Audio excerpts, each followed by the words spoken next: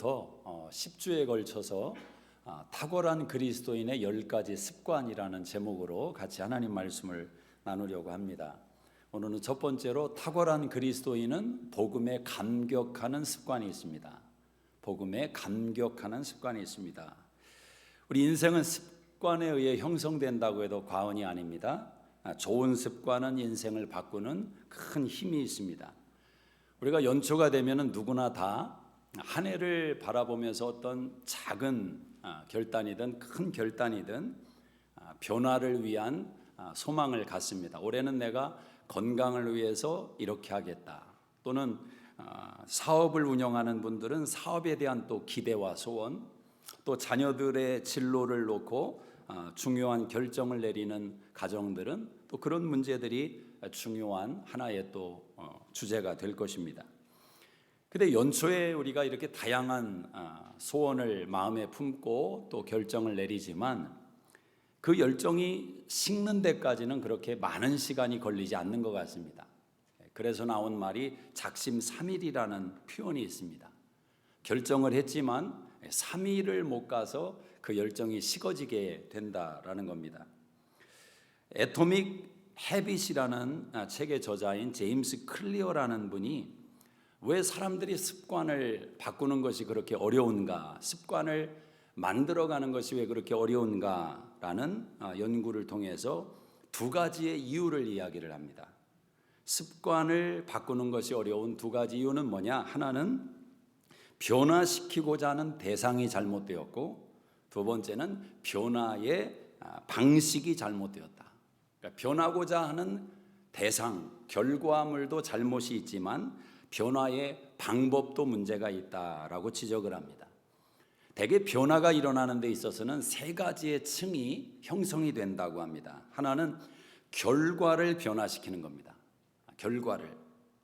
예를 들면 이런 거죠. 내가 올해 20파운드의 살을 빼겠다라고 한다면 그 사람에게는 20파운드라는 결과가 변화의 목적이고 내용이다라는 겁니다. 내가 올해는 성경을 한번 삼독을 해보겠다. 결과에 대한 기대감을 갖는 것입니다.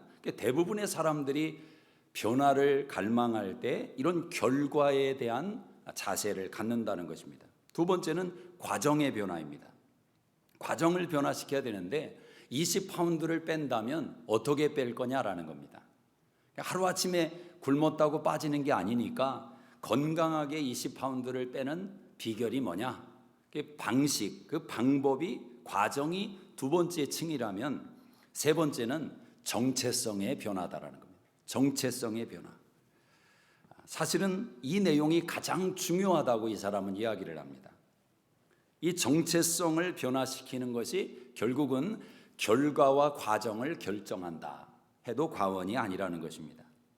정체성은 내가 건강한 사람이다 라는 마인드를 갖는 것입니다. 뭐를 배우겠다, 악기를 배우겠다가 아니라 나는 음악을 좋아하는 사람이다. 음악인이다. 그렇게 생각을, 정체성을 먹으라는 것입니다. 저는 오래전에 한 6, 7년은 된 것 같은데요. 갑자기 이렇게 색소폰을 부르는 그 모습이 너무 이렇게 좋아 보이고 은혜롭게 보여서 내가 저걸 한번 배워야 되겠다. 나 같은 죄인 살리신 그 연주를 하면 얼마나 은혜가 되는지. 그래서 수소문 끝에 플레노에 있는 어떤 중학교 학생인데 이제 밴드에 들어갔다가 밴드를 안 하게 돼서 그 색소폰을 저렴한 가격에 내놓은 것을 어떤 사이트를 통해서 접하게 되었습니다. 부푼 꿈을 가지고 가서 그 색소폰을 사게 되고 이제 집으로 가져왔는데 6, 7년이 지났지만 아직도 제 안방에 고이 모셔두고 있습니다. 매년마다 결심은 하고 내가 이걸 한번 배워봐야지. 교회 갖다 놓고 또 연습을 하기도 하고 시도를 하지만 지금까지 실패를 했습니다. 근데 실패한 이유를 제가 이 책에서 좀 힌트를 얻었습니다. 문제는 내가 배우고자 하는 결과가 아니라 내 정체성이구나. 나는 색소폰 연주가다. 이 생각을 먹고 이제는 그 악기를 거실에다가 놨습니다. 안 보이는 곳에 놓은 게 아니라 눈에 보이는 데다 놓고 기회가 될 때마다 한 번씩 꺼내서 이제 풀어보려고 합니다. 여러분, 정체성이라는 것이 그렇게 중요하다라는 겁니다. 결과를 바꾸려고 하지 말고 내 마인드를 바꾸고 내 생각을 바꾸라라는 것입니다. 올해도 우리가 신앙 안에서 많은 소원과 또 결정과 기대를 가질 것 아닙니까? 여러분, 올해 무엇이 가장 변하고 싶으십니까? 여러분 인생에 자기에게 질문을 해보셔야 됩니다. 오늘 나는 올 한 해 동안 내가 이런 습관을 한번 만들어 봤으면 좋겠다. 분명히 내 인생에 큰 유익과 변화가 있을 것이니 내가 한번 이것을 바꿔야 되겠다라고 한다면 그 내용이 무엇이냐라는 겁니다. 정체성을 바꿔라. 신앙 안에서도 탁월한 그리스도인의 정체성, 똑같이 예수를 믿지만 신앙생활하는 이 신앙 부분에 있어서 한번 내가 탁월한 모습을 한번 갖춘다면 어떻게 변해야 될까? 탁월한 그리스도인이라는 정체성을 한번 마음에 담고 우리의 신앙을 발전시켜 나가보자라는 것입니다. 그 연장선에서 생각하는 것이 바로 습관이다라는 겁니다. 정체성이 습관을 만들고 습관이 정체성을 형성한다라는 겁니다. 이 둘은 떨어진 것이 아니라 사실은 서로가 서로를 보완해주는 내용이다라는 겁니다. 영어의 정체성이라는 것이 아이덴티티 아닙니까? 근데 이 단어가 두 단어의 합성어입니다.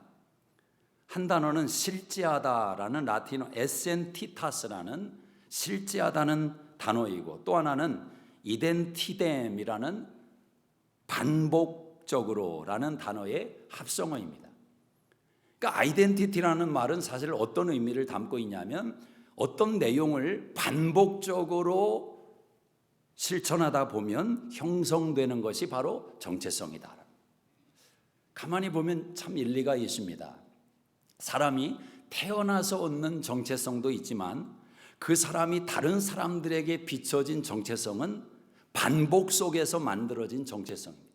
하루아침에 주어진 것이 아니라 그 사람은 어떤 사람이다 라는 정체성은 그가 반복적으로 시도했던 내용의 결과다라는 겁니다. 새해에는 우리가 습관을 들여야 하는데, 특별히 우리 예수 믿는 사람들은 복음과 떨어져서는 생각할 수 없는 인생들 아닙니까? 복음이 우리의 중심에 담겨 있고 우리의 기반이고 우리의 결과를 이루는 것이 복음입니다. 복음이 그리스도인의 정체성을 만들어 간단 말입니다. 자, 그런 면에서 우리는 복음에 대한 질문을 던져야 됩니다. 복음이 무엇일까?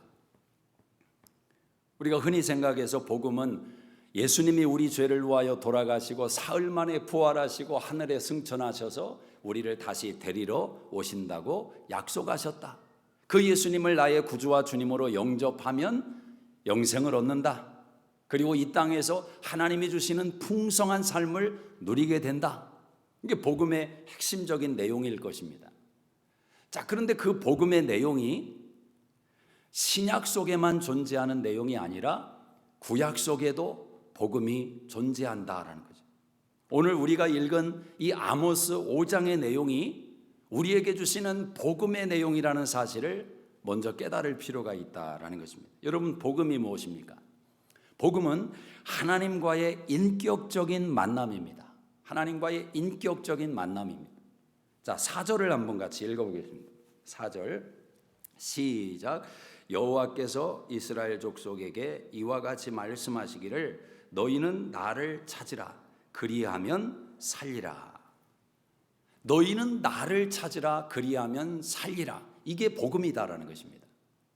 복음은 신약에만 존재하는 것이 아니라 구약에도 존재합니다. 아브라함이 어떻게 구원을 받았습니까? 복음으로 구원을 받았습니다.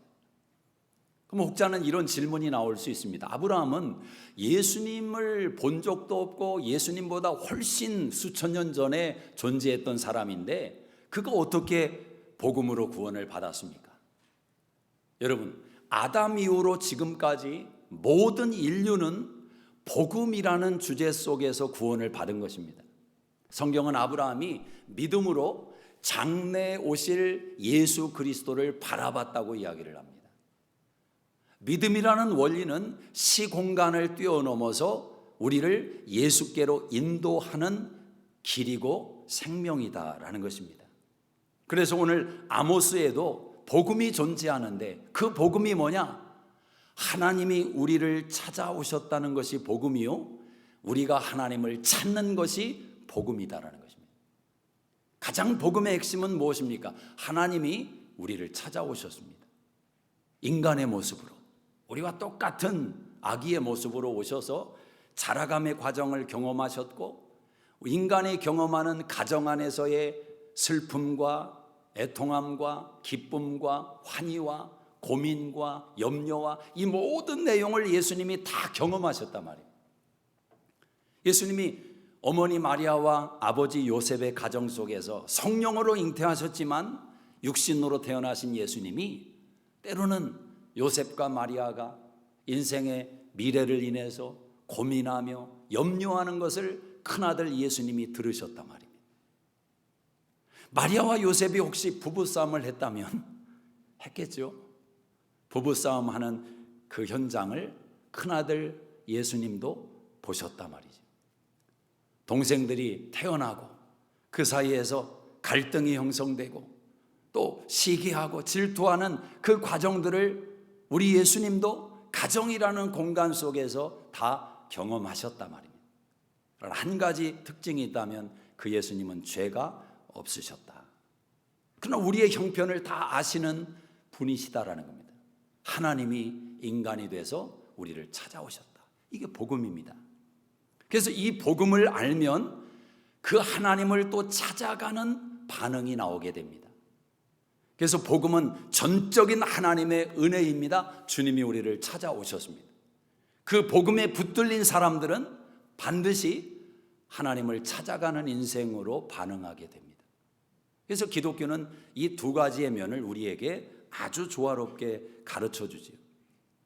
찾아오신 것이 인격이고 만나주시는 것이 인격이고 우리를 향하여 나를 찾으라고 요청하시는 것이 인격이다라는 겁니다. 인격과 인격의 만남에서만 가능한 겁니다. 여러분, 애완견을 아무리 여러분이 사랑하고 기르시는 분들 가운데 자식같이 여길지라도 같이 좀 특별하지 않습니까? 반응 보이는 것도 그렇고. 그래서 자식같이 애완견을 여기지만 그 애완견들 데리고 이런 건 안 해보셨을 겁니다. 나 잡아봐라, 나 한번 찾아봐라, 그런 것은 안 하셨을 겁니다. 왜냐하면 그것은 인격과 인격 사이에서만 가능하기 때문에 그렇습니다. 자, 하나님이 나를 찾으라고 말씀합니다. 자신을 하나의 개체로 인격의 존재로 드러내시고 찾으라는 것입니다.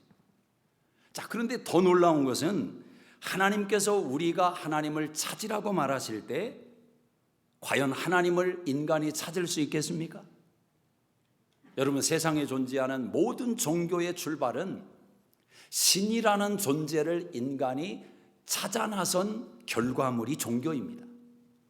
무엇인가 절대적인 힘이 우주 가운데 존재하는 것 같은데 눈에 보이지는 않습니다. 손에 잡히지도 않습니다. 그래서 그 절대적인 신을 향하여 몸부림을 치는 것이 바로 종교의 표현인 것입니다. 그런데 우리 기독교의 생명은 하나님께서 직접 우리를 먼저 찾아오셨다. 제가 한번 신문을 보다가 참 너무 마음 아픈 그런 사진을 하나 보게 되었습니다. 잠깐 화면에 사진을 한번 여러분이 보시면 인도의 아마르 바라티라는 사람입니다. 지금 70이 넘은 연세이신데 저분이 45년 동안 손을 들고 있답니다. 45년 동안. 30대 나이에 세 자녀가 있는 가장이었는데 어느 날 갑자기 깨달음이 와서 그들이 섬기는 세계 신이 있는데 그 중에 하나인 시바라는 신에게 자신을 드리기로 결단하고 순종의 의미로 손을 들었답니다. 그리고 한 번도 저 손을 내리지 않았다는 겁니다. 지금은 저 손이 굳어버렸습니다. 화석처럼 손톱이 자라서 살을 찌르고 손이 굳어버렸습니다. 이제는 수술을 해서 펼 수도 없답니다. 신경을 건드릴까 봐. 저렇게 45년을 산 것입니다. 너무 불쌍하지 않습니까? 저분은 신을 찾기 위해서 저렇게 한 것입니다. 근데 더 안타까운 것은 저분의 저런 사진과 일대기를 듣고 많은 사람들이 흉내내려고 한다는 겁니다. 여러분, 인간이 하나님을 찾아가려고 하다 보면 저런 현상이 일어나는 겁니다. 가장 어리석고 불행한 인생이 되는 겁니다. 그러나 우리 기독교는 하나님이 인간이 되어서 우리를 찾아오셨다. 하나님이 인간을 통하여 우리를 찾아오셨다. 요한복음 14장 6절에 영상을 이제 내리셔도 될 것 같아요. 마음이 아프실 것 같아요. 요한복음 14장 6절에 내가 곧 길이요 진리요 생명이니 나로 말미암지 않고는 아버지께로 올 자가 없느니라. 사도행전 4장 12절에 천하 인간의 구원 얻을 만한 다른 이름을 우리에게 주신 일이 없느니라. 오직 예수, 오직 예수. 그분은 우리에게 그렇게 다가오시고 또 우리에게 말씀하십니다. 나를 찾으라. 오늘 아모스를 통해서 하나님이 말씀하십니다. 너희는 나를 찾으라. 자신을 인격으로 드러내시고 찾으라고 요청을 하십니다.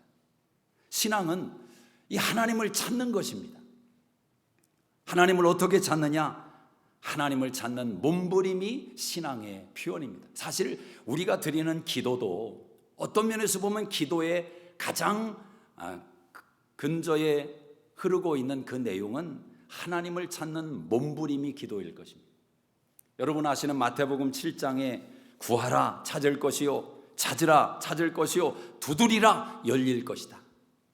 이 한 해 우리 수종교회 성도님들은 하나님을 찾고 구하고 두드리는 은혜가 있기를 축복합니다. 많이 찾고 많이 구하고 많이 두드리는 거죠. 하늘문을 여시고 하나님께서 응답하실 줄로 믿습니다. 우리 송구영신 예배 때의 말씀처럼 하나님이 하늘문을 여시고 역사하실 때 올 한 해 동안 기가 막힌 일들이 우리 성도님들의 생애 가운데 넘쳐나기를 주의 이름으로 축복합니다. 하나님을 찾으라. 자, 근데 어떻게 하나님을 찾는가? 인격적으로 찾으라는 겁니다. 그분이 인격적으로 나를 찾아오셨기 때문에 나도 그분을 인격적으로 찾아야 됩니다. 45년 동안 괜히 손들고 이상한 짓 하지 말라는 겁니다. 손은 들었다가 얼른 내리셔야 됩니다. 예배 때만 드시기를 바랍니다.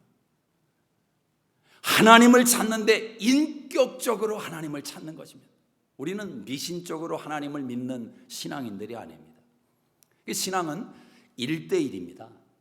우리가 신앙 안에서 신앙이 꽃을 피우다 보면 공동체성이 소중해집니다. 그래서 교회라는 모임, 목장이라는 모임 참 중요한 것입니다. 그러나 그 공동체로 나가기 전에 개개인이 하나님 앞에 서는 것입니다. 내 믿음으로 하나님 앞에 서는 것이고 내 신앙으로 천국 가는 것이고 내 고백으로 하나님께 죄 용서를 받는 것입니다. 어거스틴이라는 분이 아주 깊은 이야기를 했는데 이런 고백을 했습니다. 세상에 나 혼자 존재했어도 하나님은 아들 예수를 보내서 나를 위해 십자가에 달려 죽게 했을 것이다. 저는 수많은 책을 읽었지만 그 고백만큼 제 마음에 감동과 강탈을 준 게 없습니다. 여러분 얼마나 사랑을 느껴야 그 고백이 가능하겠습니까? 세상에 모든 사람이 아니라 나 혼자 있어도 하나님은 아들 예수를 보내서 나를 사랑하셨을 것이다. 그래서 하나님의 사랑이라는 것은 다소 바보 같은 사랑입니다. 무모한 사랑입니다. 여러분 하나님의 사랑은 효과를 의식하지 않습니다. 내가 이것을 통해서 어떤 결과를 얻어낼 것인가? 하나님의 사랑에는 그것이 전제되지 않습니다. 그게 좀 바보 같은 사랑입니다. 무모한 사랑. 근데 놀라운 것은 그 바보 같고 무모한 사랑의 대상이 저와 여러분이라는 것입니다. 하나님을 인격적으로 찾으라. 또 하나님을 어떻게 찾느냐? 간절히 찾으라는 겁니다. 간절히. 하나님께서 우리를 찾아오실 때 얼마나 간절하셨습니까? 하나밖에 없는 독생자를 십자가에서 물과 피를 쏟게 만드시는 그 간절함. 그래서 우리가 하나님을 찾을 때에도 우리 안에 이 간절함이 필요하단 말이에요. 여러분 혹시 돈을 잃어버려 본 적 있습니까? 지갑에 넣어뒀는데 100불짜리가 없어졌다. 저도 한번 그런 경험이 있는데 분명히 지갑 안에 100불이 있었는데 없어졌어요. 이게 100불이 어디 갔나? 그때 여러분 그 100불이 사람을 어떻게 만듭니까? 정신을 온통 거기에 다 쏟아붓게 만듭니다. 옷들을 다 뒤지는 겁니다. 그죠? 또 여기저기 구석구석을 바라보고 그 정도까지는 안 갔지만 심해지면은 의심하기를 시작합니다. 와이프가 혹시 별의별 생각이 다 날 수 있는 거예요. 여러분 100불 그거 사실 있어도 되고 없어도 됩니다. 대부분의 사람에게 그럴 겁니다. 근데 그 100불 때문에 내 신경이 다 집중되고 시간을 쏟아가면서 열정적으로 그 100불을 찾는다면 하물며 하나님을 찾는 데 있어서의 우리의 마음의 상태를 우리가 심각하게 생각해 봐야 되는 것 아니겠습니까? 저는 어릴 때 그때가 겨울이었던 것 같습니다. 겨울에 농촌에 할 게 없지 않습니까? 날이 밝으면은 썰매 끌고 나가 썰매 타다가 또 놀다가 불 쬐다가 그렇게 겨울방학을 보내지 않습니까? 근데 한 번은 길을 가다가 제가 100원짜리를 준 적이 있습니다. 100원짜리. 근데 지금도 그때 그 감격이라는 것은 여러분 100원의 가치가 그때는 무려 딱지 1000장을 살 수 있는 돈입니다. 딱지 1000장. 시골에 딱지 1000장 가진 친구들 많지 않았습니다. 1000장을. 근데 제가 그 100원을 주운 다음에 그때부터 땅만 보고 다녔다라는 것입니다. 사람은 참 연약한 것에도 열심을 내고 열정을 내죠. 뉴스 기사를 하나 봤더니 한국의 강북의 어떤 한 로또 판매점인데 거기에서 무려 15번의 1등이 당첨이 나왔답니다. 그래서 1월 1일 신년인데 수백 명의 사람들이 줄을 서서 그 복권을 사려고 기다리고 있는 것을 위에서 영상으로 찍었는데 여기에서 다니엘 성전보다 더 길이 먼 그 정도로 사람들이 서 있더라고요. 그 열심. 우리도 예외는 아닐지 모르겠습니다. 근데 여러분 하나님을 얼마나 찾으셨습니까? 하나님을 찾는 열정은 얼마나 우리 안에 뜨겁게 일어나고 있습니까? 우리는 하나님을 찾는 데 있어서 무엇을 잃어버리고 있습니까? 절박함, 간절함. 20세기의 목사라고 불리는 로이드 존스 목사님이 웨스트민스터라는 교회에서 그분의 목회 여정 가운데는 천여 명 남짓한 성도님들을 데리고 평생을 씨름을 하셨습니다. 근데 그분은 아직까지도 목회자들의 목회자로 불리우는 그런 영향력 있는 분입니다. 근데 이분이 이런 말씀을 하셨습니다. 우리는 하나님의 은혜를 온전히 의지해야 합니다. 이 말은 체계적인 기도회를 마련하라는 뜻이 아니라 절박한 심정을 가지라는 겁니다. 성령의 능력이 홍수처럼 우리를 덮쳐 우리 안으로 물밀듯 밀려오게 됩니다. 하나님은 반세기 동안 조직적인 노력을 기울여도 달성하기 어려웠던 것을 한순간에 이루실 겁니다. 참 가슴을 뜨겁게 하는 그런 표현 아닙니까? 절박한 심정. 반세기 동안 조직적으로 이루려고 했어도 이루지 못한 일을 한순간에 하나님은 이루실 수 있다. 절박한 심정을 가지고 하나님 앞에 서는 그런 기도자를 통해서 지금도 하나님은 위대한 일들을 이루실 수 있다라는 거예요. 여러분 가정 안에도 이와 같은 일이 벌어지기를 원합니다. 10년 동안 기도하면서 준비했는데도 아직 답을 얻지 못했던 일이 이 한 해 동안 절박하게 간절하게 하나님을 찾을 때 하늘문이 열리고 한순간에 그 문제가 해결되는 은혜가 있기를 주의 이름으로 축복합니다. 여러분의 마음을 힘들게 만들었던 문제가 한순간에 해결되는 은혜가 주어지기를 축복합니다. 절박한 심정을 가지라는 겁니다. 하나님을 간절히 찾으라는 겁니다. 자, 하나님을 어디에서 찾을 것인가? 하나님을 찾는데 무엇을 바라볼 것인가? 대개 무엇을 찾는다 그러면 우리는 장소를 생각하고 사람을 생각할 때가 많습니다. 근데 오늘 아모스는 우리에게 좀 뜻밖의 구절로 말씀을 주시는데 베델을 찾지 말고 길갈도 찾지 말고 부엘세바도 찾지 마라. 그렇게 이야기를 합니다. 여러분 한번 성경을 보시겠습니다. 4절 5절입니다. 5절 시작. 베델을 찾지 말며 길갈로 들어가지 말며 부엘세바로도 나아가지 말라. 길갈은 반드시 사로잡히겠고 베델은 비참하게 될 것임이라 하였더니 너희는 여호와를 찾으라. 그리하면 살리라. 그렇지 않으면 그가 불같이 요셉의 집에 임하여 멸하시리니 베델에서 그 물들을 끌 자가 없으리라. 베델, 길갈, 부엘세바 찾지 마라. 가지 마라. 여러분 이 말씀이 어떤 의미가 있는 겁니까? 여러분 베델은 이스라엘 백성들에게는 성지입니다. 성지. 창세기 28장에 야곱이 형 에서의 위협을 피해서 삼촌 라반의 집으로 도망을 칠 때 길가에서 노숙을 하게 됩니다. 그 밤에 돌을 베개 삼아서 잠을 자는데 하늘이 열리고 하나님의 사닥다리가 내려옵니다. 하나님의 사자들이 오르락내리락 하며 하나님의 음성이 들리는 겁니다. 내가 이제부터 너의 하나님이 될 것이다. 너를 떠나지 않을 것이다. 두려워하지 마라. 내가 너를 다시 이곳으로 돌아오게 할 것이다. 야곱이 잠에서 깨어서 자기가 베고 잤던 그 돌베개를 앞에 두고 하나님 앞에 제사를 드립니다. 소원을 합니다. 소원을 아뢰는 것입니다. 그리고 나서 삼촌 집에 가서 고생 끝에 저 자식도 일구고 번성한 가정을 일구었지 않습니까? 그런데 어느 날 야곱이 다시 아버지의 집으로 돌아오려고 결정을 합니다. 형에서가 있는데, 위협이 도사리고 있는데, 그 노상에서 야곱은 다시 한번 야복강에서 하나님께 간절히 기도합니다. 무서우니까, 두려우니까, 내가 일군 인생이 하루아침에 물거품이 될 수 있다는 이 두려움이 밀려오니까 야곱은 하나님을 절박하게 붙드는 것입니다.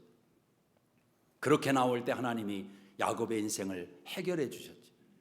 창세기 35장 3절에 가면 야곱이 그렇게 고백합니다. 베델로 올라가자. 환난 날에 나를 도우시고 나를 만나 주셨던 그 하나님, 내가 거기서 하나님을 예배해야 된다.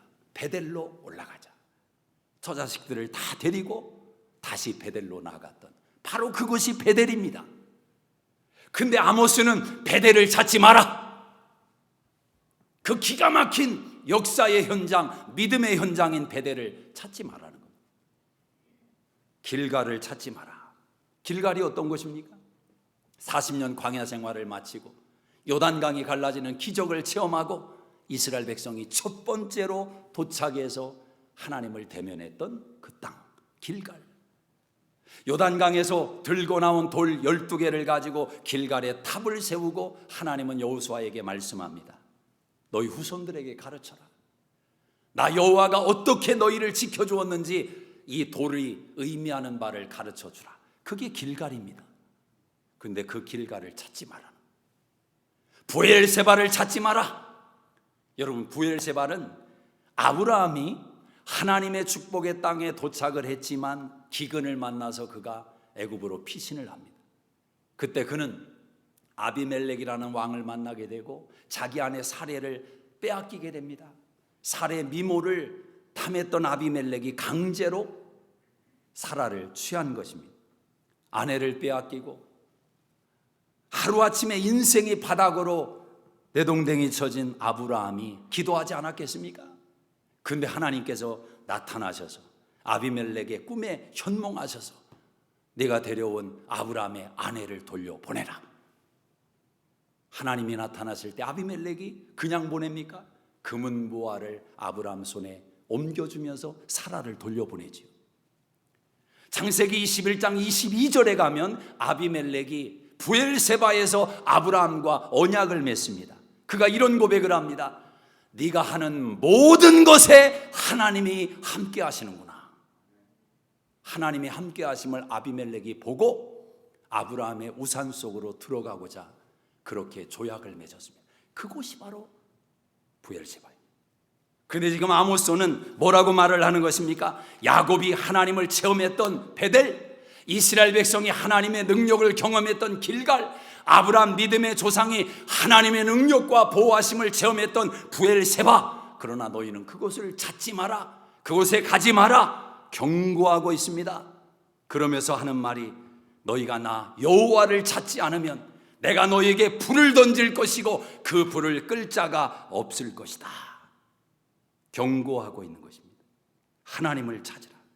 베델을 찾지 말고, 길갈을 찾지 말고, 브엘세바를 찾지 말고 나 여호와를 찾으라. 여러분, 왜 이런 하나님이 극단적인 표현을 했겠습니까? 우리가 아는 아모스는 농부였습니다. 그는 야인이고 배운 사람이 아닙니다. 그런데 그런 아모스에게 하나님의 성령이 임해서 강권적으로 이스라엘 백성을 향하여 이 아모스의 말씀을 선포하게 하셨는데, 정의가 하수처럼 흘러가고 공의가 강물처럼 범람하는 그런 하나님의 세상을 다시 만들라고 아모스의 입을 하나님께서 사용을 하시는데, 지금 북이스라엘은 하나님이 부어주신 은혜와 축복과 하나님이 함께 하시는 보호하심을 통해서 넘실거리는 은총 속에 살아가고 있었습니다. 주변의 나라들을 하나님이 다 심판하면서 이스라엘을 지켜주고 계셨습니다. 그런데 복에 겨워서 하나님을 찾지 않고 자신들이 누리고 살아가는 삶에 취해서 하나님은 종교적인 형식으로 하나님을 찾고, 하나님을 찾는 게 아니라 가나안의 우상들을 마음에 담고 형식적으로만 하나님을 찾는 그들을 바라보면서 하나님은 아모스를 통해서 이 말씀을 주신 겁니다. 너희가 나를 찾지 않으면 요셉의 집에 불이 붙을 것인데 그 불을 끌 자가 없을 것이다. 가장 중요한 문제가 무엇이냐? 하나님을 찾는 형식은 있지만 그 속에 살아계신 하나님이 부재하고 있었다. 인격적인 하나님, 온 우주의 주인이신 하나님, 지금도 다스리시고 지금도 역사하시는 하나님, 그분과의 관계성이 없었단 말입니다. 아모스는 다시 그 하나님을 찾으라고, 너희가 지금 하나님이 주신 복에 취해 살지 말고 그 복을 주신 하나님을 찾으라고, 다시 한번 그 하나님께 돌아오라고 아모스가 요청하고 있습니다. 아모스는 이스라엘 백성들의 시선을 하늘의 별들로 옮겨 놓습니다. 한번 8절을 한번 읽어보겠습니다. 8절 시작. 삼성을 만드시며 사망의 그늘을 아침으로 바꾸시고 낯을 어두운 밤으로 바꾸시며 바닷물을 불러 지면에 쏟으시는 이를 찾으라. 그의 이름은 여호와 신이라. 삼성을 만드신 분이 하나님이십니다. 웃으라고 했는데 괜히 했습니다. 삼성은 하늘의 별, 묘성과 삼성, 하늘의 기가 막힌 별들을 누가 만드셨느냐? 하나님이 만드셨다. 하나님의 위대하심과 하나님의 능력을 아모스가 선포하고 있습니다. 그 하나님께서 낮과 밤을 통해서 바닷물을 불러 지면에 쏟으시는 그 하나님, 천지 만물을 움직이시는 하나님, 그 하나님이 이스라엘 백성들을 지키고 계셨단 말입니다. 근데 여러분, 왜 지금 하늘을 바라보라고 하는 것입니까?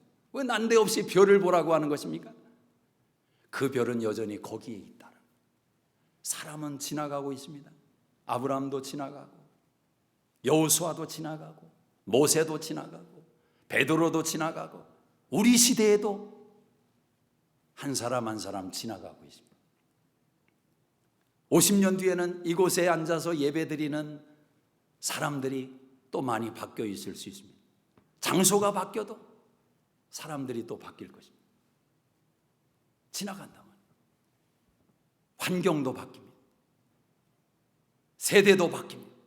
그런데 하늘의 별은 여전히 그 자리에 있다. 하늘의 별은 여전히 그 자리에 있다. 그 별의 주인이신 하나님도 여전히 그 자리에 계십니다. 여러분, 야곱이 그 밤에 돌을 베개 삼아 길에서 잠을 잘 때 얼마나 두렵습니까? 형 에서를 피해서 도망치지만 삼촌 라반의 집에 가서 내 인생이 어떻게 펼쳐질 것인가, 그 두려움과 염려 속에 잠을 청하던 그 밤 하늘의 별들은 야곱을 내려다보고 있습니다.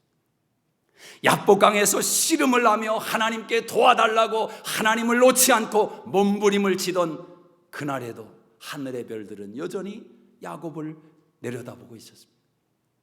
이스라엘 백성들이 가나안 땅을 향해서 요단강이 갈라지는 기적을 체험하고 환희를 부르며 환호성을 치며 길갈에서 하나님의 이름을 불렀을 때 그 밤에 하늘의 별들은 이스라엘 백성들을 내려다보고 있었습니다. 자기 아내를 외간 남자에게 빼앗기고 절망하고 원망하고 내 인생이 이게 뭐냐고 주저앉아 있었던 아브라함, 그 아브라함을 그 밤에 별들은 내려다보고 있었습니다. 하나님이 아브라함을 불러내서 아브라함아 하늘의 별을 바라봐라, 세어봐라. 여러분, 아브라함이 언제 믿음을 가졌습니까? 그 하나님의 요구를 받고 아브라함이 하나님을 믿게 되었다고 이야기합니다. 아브라함이 여호와를 믿음에 하나님께서 그의 믿음을 의로 여기셨다. 그 밤에 하늘의 수많은 별들이 아브라함을 내려다보고 있었습니다. 사랑하는 여러분, 사람은 지나가고 환경은 변했지만 그 별들이 지금 여러분을 지켜보고 있단 말입니다. 오늘 이 밤에 여러분의 인생을 내려다보고 있단 말입니다. 그 별들은 여전히 동일한 자리에서 움직이지 않고 변하지 않고 우리 인생들을 내려다보고 있다면, 사랑하는 여러분, 그 별의 주인이신 하나님, 그 별을 다스리시고 그 별을 통치하시는 그 하나님께서 저와 여러분의 인생을 내려다보지 않겠습니까? 지켜보지 않겠습니까? 그 하나님께서 우리의 인생을 통제하지 않으시겠습니까? 아모스를 통해서 다시 한번 이스라엘 백성들의 신앙을 불러일으키는 하나님은 동일하게 오늘 우리들의 신앙을 불러일으키고 있단 말입니다. 나 여호와를 찾으라, 간절히 여호와를 찾으라. 하나님을 찾는 것이 복음입니다. 복음의 감격 속에 살아가면 하나님을 찾는데 어떻게 찾느냐? 인격적으로 찾습니다. 열렬하게 찾습니다. 간절하게 찾습니다. 그때마다 누리는 복음의 감격을 그 사람은 반복해서 경험하게 되는 것입니다. 그때 그 사람의 정체성이 형성됩니다. 그리스도인이라고, 하나님의 자녀라고. 서두에 말씀드린 애토믹 헤빗이라는 책의 저자인 제임스 클리어는 사람이 습관을 변화시키는 데 있어서 가장 중요한 방법은 뭐냐? 그는 이렇게 말합니다. 작은 습관 하나를 바꾸라. 그 결과물에 대해서 큰 것을 바꾸려고 하지 말고 작은 습관 1%를 바꾸라고 말합니다. 1%. 여러분, 만약 이것을 우리에게 적용한다면, 살아계신 하나님, 인격적인 그 하나님을 내가 만나고 복음의 감격 속에 살아가기를 원한다면 어떻게 우리의 신앙의 습관을 바꾸겠습니까? 나도 복음을 인지하고 예수 안 믿는 사람에게 복음을 증거해서 하나님께로 인도하고픈 마음은 같지만, 열망은 같지만 해마다 실패하고 좌절하는 이유가 어디에 있느냐? 1%를 시작하지 않았기 때문에. 여러분이 복음을 아직도 인지하지 못하고 있다면 복음의 1%를 한번 도전해 보시기 바랍니다. 예를 들면 요한복음 3장 16절을 암기하는 겁니다. 요한복음 3장 16절. 그리고 매일마다 반복해서 고백하는 겁니다. 하나님이 세상을 이처럼 사랑하사 독생자를 주셨으니 이는 누구든지 저를 믿는 자마다 멸망치 않고 영생을 얻게 하려 하심이라. 매일마다 한 번씩. 이것이 우리의 1%의 변화라고 가정한다면, 여러분, 그 1%가 매일마다 반복될 때 어느 순간 여러분의 심장은 뒤집어질 겁니다. 여러분의 마음은 하나님의 성령이 뒤집어 놓으실 겁니다. 복음의 감격으로, 복음의 능력으로 변화되는 역사가 일어날 것입니다. 1%. 여러분의 가정 안에 어떤 변화를 원하십니까? 그 가정이 천국 되기를 원하십니까? 들어가고 싶은 장소 되기를 원하십니까? 너무너무 행복해서, 너무너무 감사해서 떠나고 싶지 않은 장소가 되기를 원하십니까? 어떻게 그 천국을 만드시겠습니까? 1%. 고맙다는 말을 시작하는 1%. 그 1%가 여러분의 가정을 뒤바꿔 놓을 겁니다. 여러분의 사업장에는 어떤 습관의 변화를 원하십니까? 사랑하는 여러분, 하나님은 여전히 거기에 계십니다. 하늘의 별이 여전히 거기에 있는 것처럼 만왕의 왕이신 하나님, 나의 주인이시고 나를 살리기 위하여 독생자 아들 예수를 보내주신 그 하나님의 사랑은 식지 않았습니다. 그 하나님의 사랑은 조금도 변하지 않았습니다. 그 동일한 사랑으로 저와 여러분을 2022년 이 한 해 동안 지켜주기를 원하신다면 그 복음의 감격 속에 다시 한번 빠져서 우리가 그 하나님께 영광 돌리는 이 한 해가 되시기를 주의 이름으로 축복합니다. 기도하겠습니다. 우리 자리에서 다 일어나시겠습니다.